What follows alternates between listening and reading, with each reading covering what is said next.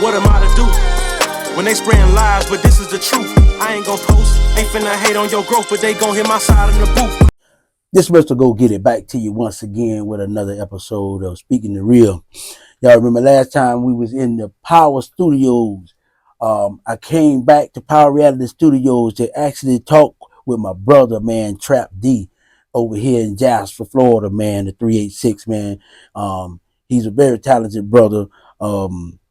I've been knowing him I actually met him a couple of years ago and found out he was entwined with the family and love music, you know what I'm saying, love everything about the music. So I brought him back on to introduce him to the world out there. He's an engineer. He got a track record with a lot of things. So I'm gonna let him actually say what the deal is and on what all he got going on, because only he knows what he actually got going on. But I know he's a good brother. He's helping some young people in the 386 now with their music. He's a person that's innovating them into the way of letting them know that the music is for, letting your feelings out, but also, to the point of letting people know where you're at in your own mind and mental state. And that's a good thing, especially in the 386 with what we got going on. So right now, I'm going to introduce my boy Trapp Dee. To y'all that's listening, go to the Speaking the Real podcast, and you'll actually have a video of this on Speaking the Real podcast that way. And we are actually in his studio in Jasper, Florida. So this is a recording, but it's on the Speaking the Real podcast with Mr. Go Get It on YouTube. Speaking the Real podcast with Mr. Go Get It on YouTube. Okay, Trapp Dee, my man. Yes, sir. Listen, we was in here, I think, a week ago, so with Dundada, Carl Gleason, and Joe the 386, the hit maker. Mm-hmm. And I didn't get a chance to actually talk with you or let you get on there and say a few things, because we was actually trying to bring in some artists that's, with the great record label GGI. Okay. And to show that we're family and we're unified. I said, now, when it come down to the music, what action? Now, I'll tell you what, give me a history, so that where you went to school at, if you've been in the armed forces or anything like that. Let the people know a little something about you before we get into the talk. I went to the military, did 14 years, Navy and the Army. Got out in like 2017. And I was in Virginia, and I went to a guy's studio, and I think he made a beat for Lil Wayne. It was a nice, like a little small compact studio. And it just, how I seen him orchestrating, and when I seen him make that beat, it just did something to me. And I said, I want me a studio too, just like this. It wasn't no big time studio. It was a small studio like this. Come in, do what you're supposed to do, and go. Right. And I got cool with the guy, and me and the guy from Virginia, I recorded my first song. It was called Stacking Cream. Stacking Cream. Yeah, and the guy, he did like 10 years in the feds. I got cool with him. He was a Muslim guy. He prayed, you know what I'm saying? And he was teaching me all kind of stuff. And he's like, man, this is my people. And we did a little Stacking Cream. And it was, rest was history then. And I just fell in love with music since then. And that was 2000 what? That was like 2003 when I first got in the military. Oh, okay, 2003. So yeah, the music, hip hop was popping real hard in 2003. Yeah, it was banging, and that's when I think just around the time when a lot of people actually was trying to start messing themselves into the game. Started realizing that it was actually, some finances in it. Yeah. So when you say you did 14 years in the military. You said the Navy and the Army. Yeah, Navy. So you did like 7 and 7, or you did? Nah, I did 5 years in the Navy. Went around the world twice. Did 2 tours, and then I got out. Cause my dad was like, "The Army make you a man." Right. So okay. we had a program called Blue to Green, and I did that. And I was stationed in Albany. Went to Fort Stewart. Then I transferred to Florida. And I got out when I came over here in Live Oak at the Army. We was combat engineers. Okay, so combat engineer. What's They're that? like heavy machinery operators, where they do like, they got like semi truck, like flatbeds and things like that. Okay. Transferring tractors and things like that. Humvees. So when you actually travel around the world, so basically, what type of music did you actually listen to, and then what type of music did you hear out there on the other side of the world or in other these countries? You know.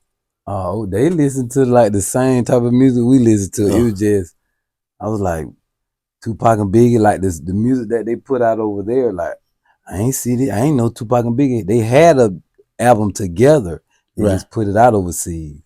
And I Okay. actually had a CD case full of CDs, and I bought the CD, and it was nice. Yeah. Yeah. Oh, okay. It was called the Seven Deadly Venoms. Tupac and Biggie made. Okay. Yeah. You know, I actually seen something like that. But when I read it, I seen a picture of Tupac, but I didn't get too deep into it, and because I thought about the Seven Deadly Venom that you watched on the martial arts shows. But okay, so when you kind of figure what you want to do in music, was it did you want to be like an artist? Did you want to be like a producer? Or how did it form for you to say, okay, when you started like actually listen to music, getting music, when you see him being an engineer, the first thing came to your mind was being an engineer? I wanted to be a rapper first. Everybody wanted to be a rapper till I was like, no, cause it's just, no, you want to be a rapper? I rapping. I'm like, no, I don't want to do that. So once I went to a studio and I looked at what the guy was doing, I was like, I don't want to rap no more. I want to do what he doing. I want to make people sound good, because if you make people sound good, I already cut hair. So you make people sound good and you make them feel good when you cut their hair. If I can make you sound good and give you a nice haircut, sound good and look good, that's what everybody want. Right. I actually just built your self-esteem up to the point the way, you know, it's sculpture. It's like a sculpture. I can sculpture your hair and your face, and I can sculpture your sound and your music. That's it. Okay. Just transferred it over. So what made you come up with the name Power Reality Studios? Because I see that's your main focus, Power Reality Studios, now I've done some work with you, and I can say that you real raw. Mm-hmm. You know what I'm saying? I mean, Appreciate it. real raw, and that's good. So when it comes down to the name that you have, it fits to me. It fits because I don't work with you. Yeah. But Power Reality Studio, what made you come up with that name for your studio? I started out recording my good brother Jarvis Gibson. His name is J Reality G. J Reality G? Yeah, J Reality G. And I'm pro-black. I'm down with my culture. Right. And he always they call me Black Power. So and he was always J Reality. So JG Reality. And he always called himself Jasper Gift. And he just put the reality behind it. Okay. So I was recording him. I recorded him. I've been recording for about 10 years, and he was the first person I recorded, like just constantly recording him. Okay. And I just named my studio, me and him, Power Reality Studio. He power, and when I record him, he gonna bring his lyrics to reality. And that's how I came up with that name. You know, I could give you. I'm gonna give you a little story, and give everybody out there that's listening a little story too about a name. My son got a song called "Chances in Reality." Mm-hmm. Okay, that song actually generated from me and his cousin. You know, God bless the dead, Regan Archer, that passed away back in like 2000. If I'm not mistaken, like 2003 or 4, somewhere around there. And me and him had a group in South Carolina called Chances in Reality. Okay. I was chances and he was reality. And what it was is the chances that I took, he was the reality of what happened to it. Because it was like I couldn't get caught. I didn't get in trouble. Yeah. I kind of squeaked through in South Carolina, but every time he turned around, bam, he was in trouble. You know. And I was taking a lot of chances when I was in South Carolina. So we named it Chances in Reality. So for you to say that, it's like you had a structure, and you had a structure, you got a structure with a brother that y'all still have that same structure, but y'all still moving, in the same however, but for yourself that shows you that that's a part of your foundation. And that's another thing I talked about a lot in the speaker readers about is the unity and unification of people. You know what I'm saying? Especially the unification of a people that actually is look the same, talk the same, and basically live the same. So you remember one of the questions I asked John Daughter then was about family. Yeah. So when it comes down to family, how your feelings towards family, and matter of fact, how many kids do you have? I got 5 kids, 2 girls and 3 boys. Okay, so family, it's like charity. Like they say, charity begins in the home. So how when it comes down to family, you value family. That's how Yes, you sir, feel. most Yeah. definitely. So if it came down to a teenage, let's say you had a teenager, because we got a lot of violence, gun violence at that, and it's coming through the teenagers. We done lost a lot of young people in between here and Lake City. Yeah. The 386. Now we done lost a lot of people, and I'm speaking on Jasper and Lake City because I'm in Jasper at Power Reality Studio with my man Trapp Dee. So when it come down to the gun violence, if it was something that you could say to a youth, to keep him away, or something that you could do for you to keep him away from them even having to think that he needs a gun amongst his own people, because that's who we killing. We killing each other. So what is one of the things you would do and say to a youth to try to deter him from either toting a gun or even using one? I basically, it's hard living in this world. For one, it's just you're gonna have to arm yourself regardless of wherever you go.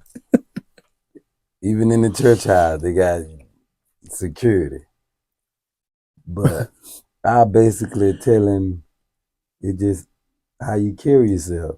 Even me, I'm registered to tote. I just don't nobody know it, but just know you have to protect yourself at all costs. But in the community that we in, these cats don't need to be trying to tote no gun.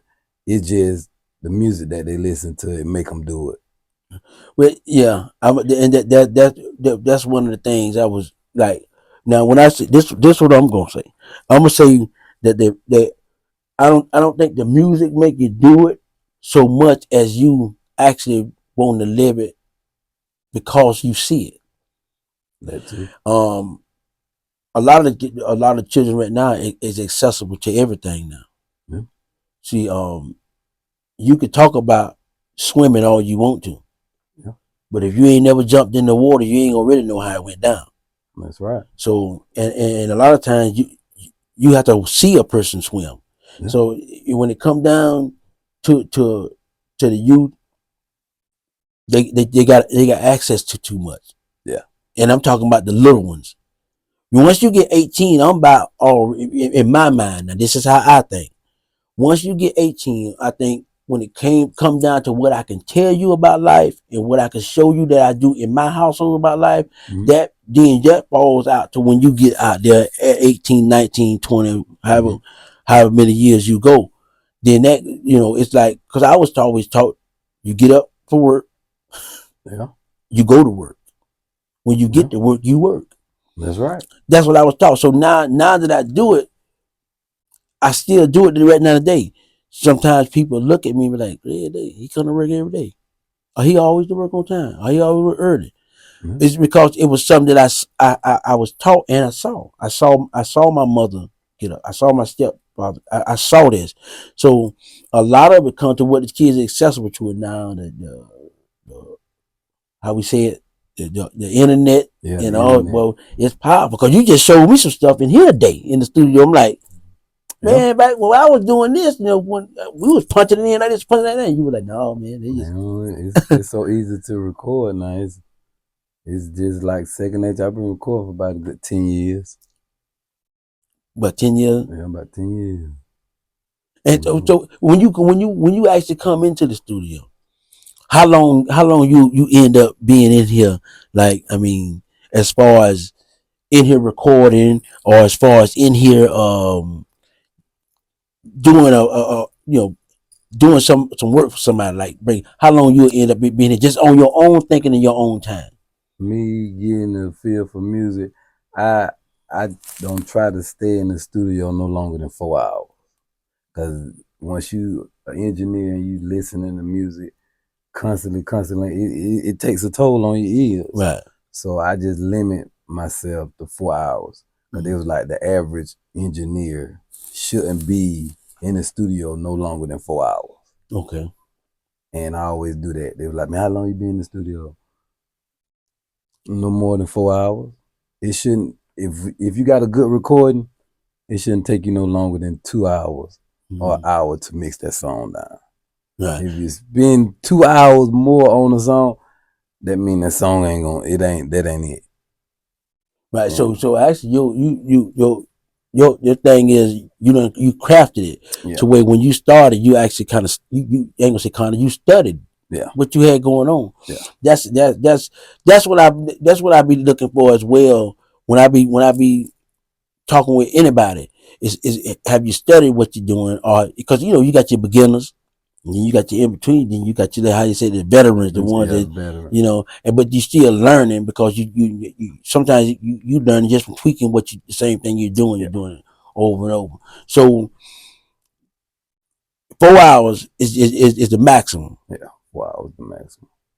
Okay, and do you, when you do those 4 hours, is it how does it, I'm actually trying to get to like your feeling when you in it, like your mental state, your spiritual state. How you feeling when you in here? Because sometimes even when you're in here by yourself, like me, when I'm doing something, if I'm loving what I'm doing, it's almost like I end up getting caught up in it longer than what I said I was gonna be in it. You know what I mean?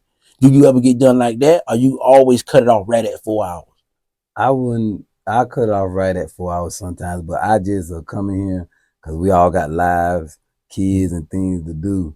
So I come in, I got about an hour, I go in the studio.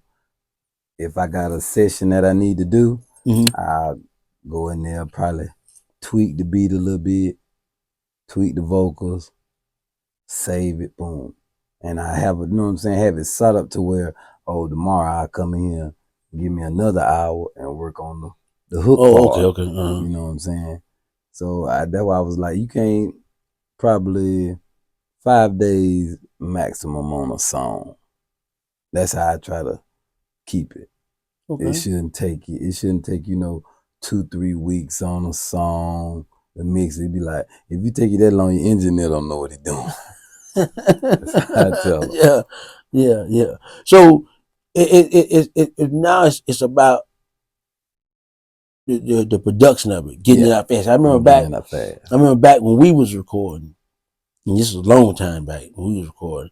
It was like everything got to be on point, on time, on point, on time, on point, on time. Yeah. It wasn't everything got to be out now. It was like, so it was guys that back then they would keep our music sometimes.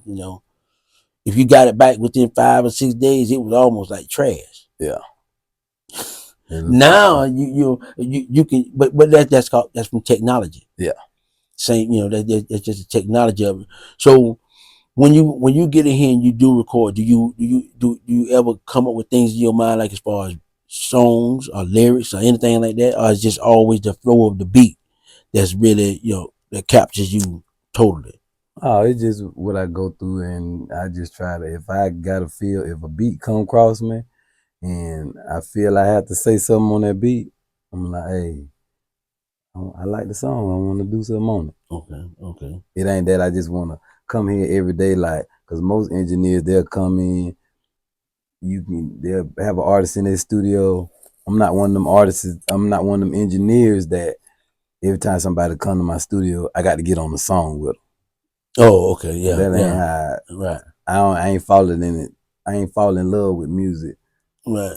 For that, I just fall into Yeah, play my part. Cause earlier you said at first I thought I wanted to be a rapper. Yeah, I thought I wanted to be a So rapper. Nah. so you know, and that's because it could be the way what caught you and what you went through, like when you as far as your situation with Yeah, in the army. You know, being an engineer there, I'm dealing with heavy equipment. So now yeah, you dealing with heavy equipment right now. You know, yeah. when you deal with the power reality studios, and like I say, the sounds that come up out of here is good because you actually did sounds for what? Did you do sounds for Dundada? Yeah. You did sounds Record for Dundada. you Hitmaker too, didn't you? Yeah, Hitmaker. Okay, that's Joe the 386. Yeah, okay. So Yeah. you know, and they went to GGI camp, so you know, Yeah. they've been rolling, and they come right here to Power Reality Studio. Anybody that's in the 386 area, you want your music tweaked and done good, make sure y'all holler at Trapp Dee now. You can follow him. Matter of fact, let them know where they can follow you at, so that way we they'll know. And like I said, to the ones that's listening, um, overseas, you can go to my YouTube page. Speaking the real YouTube with Mr. Go Get It. And you could be able to visually see this. We inside Trapp Dee Studio. Trapp Dee, just let them know where they can follow you at, as far as Instagram, Facebook, all your social media pages. I'm an Instagram junkie, so you can follow me at Mixed by Trapp Dee on Instagram, and my Facebook page is Travis Black Power Simmons, and I don't too much posts on Facebook. That's my family page, and everything I do, I post it on Instagram. Mixed by Trapp Dee. Okay, that's on Instagram, Mixed by Trapp Trapp Dee. Dee. Okay, so now we're gonna get a little bit like outside the box a little bit here. You know what I'm saying? We're gonna talk about the first thing. Now when it comes down to your sports, what's your favorite sport? What sports you like to watch? Uh, I like basketball. You know, I'm a Laker fan. Okay, Lakers. Well, I'm a Laker fan too.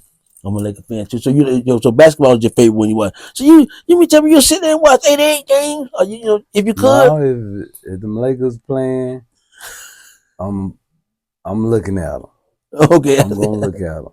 right. But since we Florida, so I'm a Miami Heat fan too. I can't forget about them Heats. Yeah. Okay. Well, Lakers got LeBron with them right now. So when it come down to the basketball is your number one sport. Yeah, So you watch football. Like me, football is my number one sport, but I watch basketball. I watch baseball too. I watch about anything if it's eye catching. yeah, You know what I'm saying? Especially to me, like certain teams playing. yeah, You want to see. I be wanting to keep up with certain teams when it come down to basketball. But when it come down to football, I watch them all. yeah. So that is that what are the things you kind of do outside of the music that actually give you a calmness to come in here and do your music?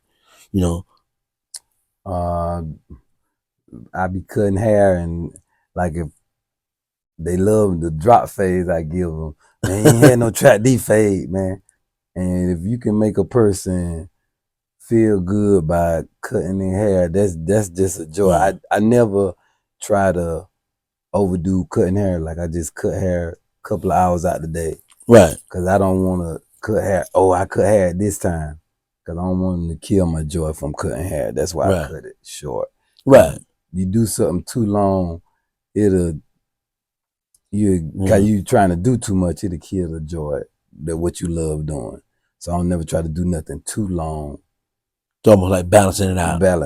So where one thing don't overtake the other. Yeah. And that's true, because sometimes even if you like doing something, love doing something, you always doing it, sometimes it can get boring to you, or you can overdo something.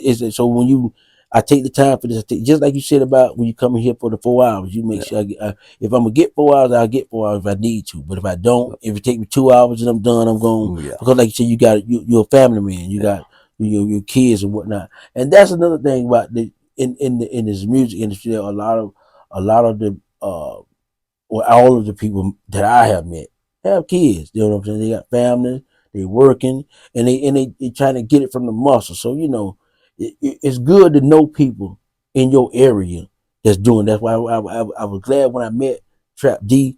I mean, he in the 386. Matter of fact, he in my hometown. as a Jasper. I'm talking about, and it's good to know that they into what you into, because all of us into, some of us are into the same thing. Some of us, everybody listen to music. Yeah. But everybody got a preference on what music they listen to. Some people listen. Some people just listen to gospel. I don't really. Some people that just all they listen to is gospel. They don't listen to hip hop. Okay, there's people that listen to R&B and that's all they listen to, jazz. You know, but I don't ran into some people that listen to everything. Like me, I listen to everything except heavy metal. Yeah.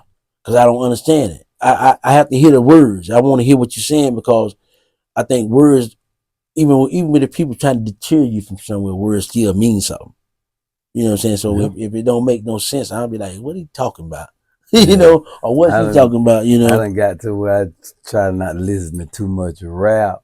Oh man, I hang. I listen to old school. Yeah, shout rap. my brother Big Dog. He every time he come sit in the studio with me, he always pull up. He playing old school. He's man, old school music good for the soul. Yeah, so I done hung around him so much, and I done got to the point where I'm playing a bunch of old school. My daddy, what you listening at that for? I say it's good. So and that done kind of helped me out balancing it. Listening to music, I need a lot of that old school music is good. Yeah, and I listen to a lot of old school music. I listen to hip hop, but I also I don't listen.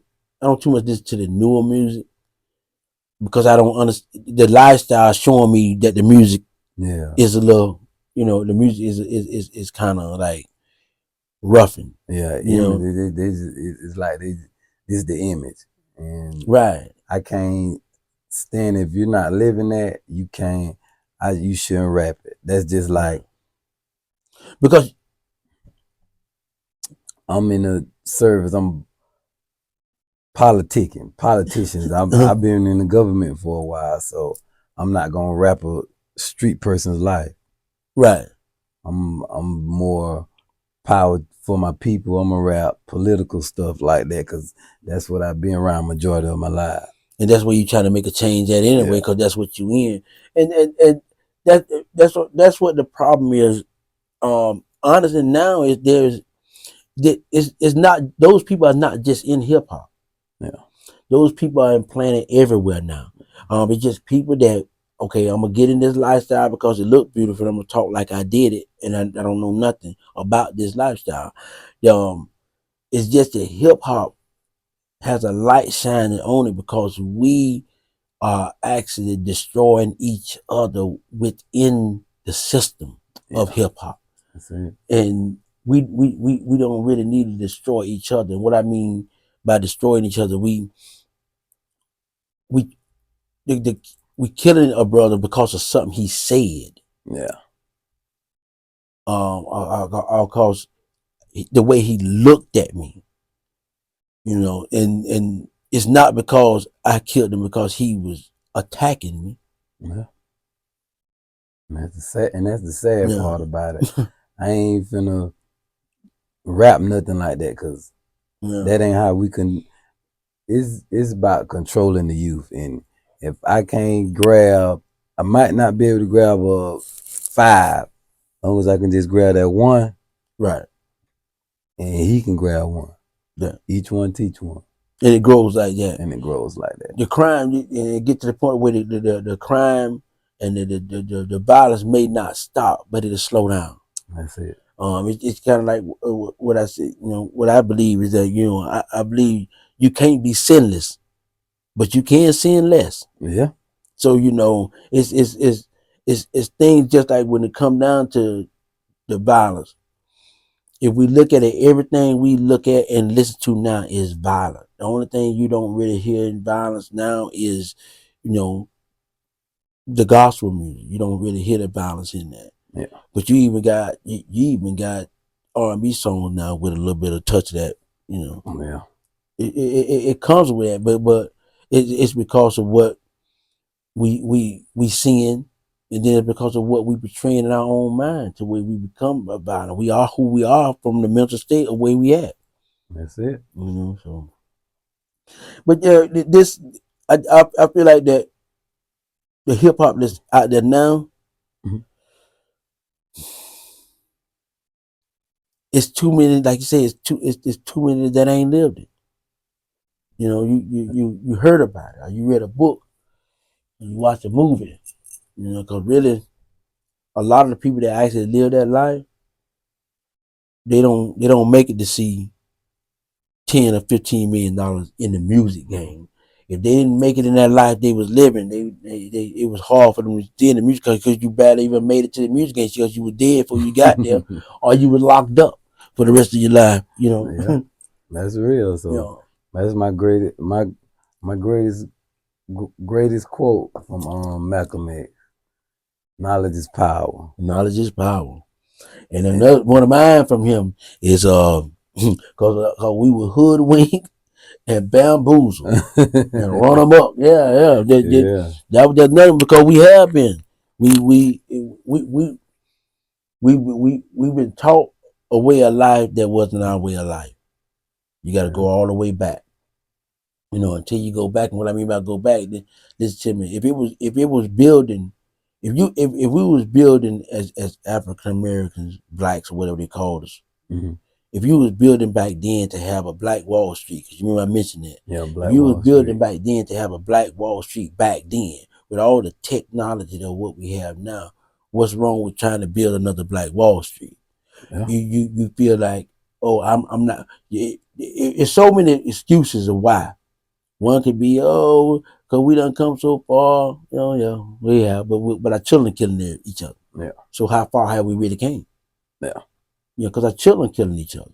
And I be telling you, until the children see us build, they ain't gonna build. We always want to jump on somebody else's ship. Yeah, that's instead of building our own ship. That's why I love Damien Dash. Damien Dash said, if you don't want me to ride with y'all, I do my own. I build my own. I build my own, you know. And that's how you have to, that's the mindset you gotta have, you everyone need to have. If I can't unify myself with you to the point the way we equal. If I unify myself with you, it's always got to be somebody bigger. Why we just can't be equal? Because all our thoughts matter. Now I understand you might have to climb up the ladder if you just coming in and it was already built before you got there. Yeah. Now if it was already built before you got there, yeah, you got to climb the steps. But if you was somebody that was there when it was down here and now it's way up here and I'm still trying to keep you down there, something ain't right. That's real. Yeah, that's just speaking the real though.